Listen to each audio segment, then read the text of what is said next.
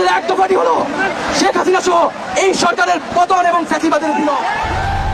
বিজয়ের ৫ আগস্টের দিনে বিএনপির নেতৃত্বাধীন সরকারের বিরুদ্ধে জুলাই আগস্ট গণ অভ্যুত্থানের ইতিহাস বিকৃতির অভিযোগ তুলেছেন জাতীয় নাগরিক পার্টি এনসিপির শীর্ষ নেতারা। জুলাই অভ্যুত্থানের প্রকৃত ইতিহাস এখানে তুলে ধরা হয় নাই, একপেশাভাবে নির্মাণ করা হয়েছে।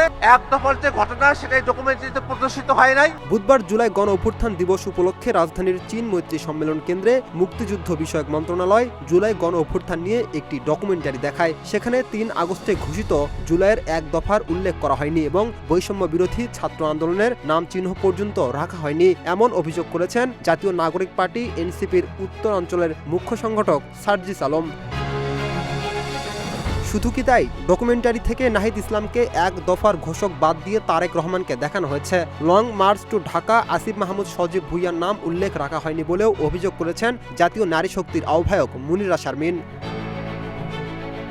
সামাজিক যোগাযোগ মাধ্যমে পৃথক দুটি পোস্টে এনসিপির শীর্ষ দুই নেতা এই অভিযোগ করেছেন। সার্জিস আলম পোস্টে আরও লেখেন, ডকুমেন্টারিটা দেখলে মনে হতে পারে জুলাইয়ে কোনো গণ অভ্যুত্থান হয়নি, বিএনপির দলীয় অভ্যুত্থান হয়েছে। ইতিহাসকে দখল করতে চাওয়া আওয়ামী খসলত বিএনপি ভালোই রপ্ত করেছে। এবং আরেকটি পোস্টে প্রধানমন্ত্রীকে উদ্দেশ্য করে লিখেছেন, জনাব তারেক রহমান এক দফার ঘোষক হয়ে কেমন লাগছে।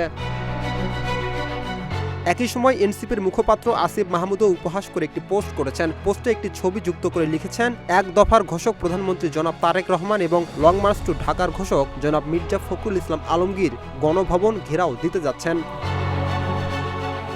ডকুমেন্টারিতে শহীদের আত্মত্যাগ এবং আন্দোলনের পূর্ণাঙ্গ ইতিহাস যথাযথভাবে তুলে ধরা হয়নি এমন অভিযোগ তুলে জুলাই শহীদ পরিবারের সদস্য ও জুলাই যোদ্ধাদের সংবর্ধনা অনুষ্ঠানে প্রতিবাদ জানান শহীদ পরিবার সদস্য ও জুলাই যোদ্ধারা। এক পর্যায়ে পুরো মিলনায়তনে উত্তেজনা ও হট্টগোল ছড়িয়ে পরে স্বরাষ্ট্রমন্ত্রী সালাউদ্দিন আহমেদ ও মুক্তিযুদ্ধ বিষয়ক মন্ত্রী পরিস্থিতি নিয়ন্ত্রণে আনে।